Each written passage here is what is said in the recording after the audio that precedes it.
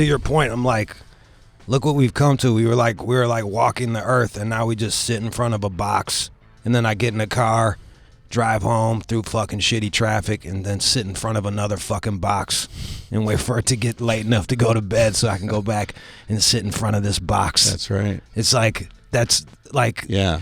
And we're the lucky ones. Yeah. You know what I mean? We're the ones who are winning this game. You more than me, but shit. You're wearing all the gold, man. That's a sign of poverty.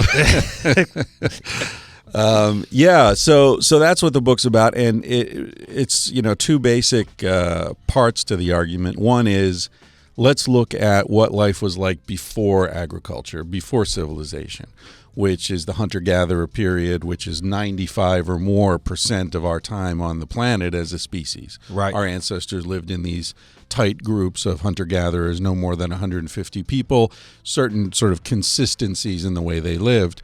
So we look at that and we find that it's nowhere near as bad as we've been told. This whole Hobbesian thing, life was solitary, poor, nasty, brutish, and short. That's wrong, wrong, wrong, wrong, wrong. Every element of that is wrong. But it's still the way people think about prehistory. And then look at what's going on now. Is it as good as we're being told? The science, the data show that no, it's not. You were telling me, you were saying an interesting thing on our last interview, to your point, that the front of your brain, I don't know what the name of it is, but neocortex. Your neocortex can only deal with like 100 people? 150 people. Yeah. And then after that, it just becomes like what's the word? Like abstractions. Yeah.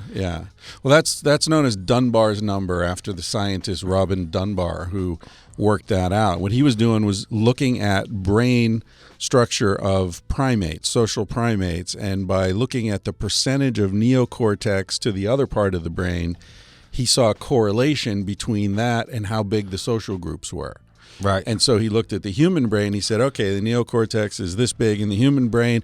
So according to this ratio, this mathematical sort of relationship that he saw, how big would be the social group that human beings could really keep track of? And that's where he got to 150. So how does living in a city affect a person then? Does that make them less connected? Kind of crazy in a way. Yeah, because we can't keep track of other people, so they become abstractions. They become sources of irritation. I felt this just driving over here today. We're stopped at a red light. There's somebody in the car in front of me. They got their turn signal on, but they're not turning. Right. I'm like, what's going on? I was just doing that too, yeah. Like, you fucking no, idiot. but then I finally come up next to it's this old lady, right? Who knows what she's going through, right? Who knows? Her husband just died. Her kid's in trouble. She's in trouble. Who knows? I don't know her. Right. If I knew her, I wouldn't be annoyed by her, right?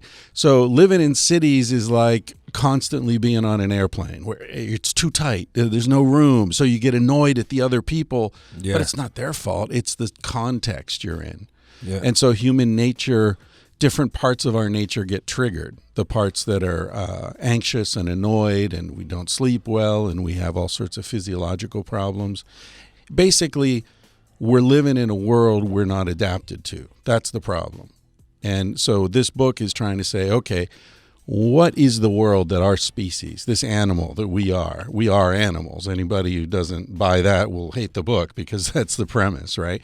We're animals. And just like any other animal, there's a certain environment that works for us. That's the environment we evolved in, right? So we're living in a zoo. The world's a zoo. It's an artificial environment, but we're the only species that designs our own zoo. Right.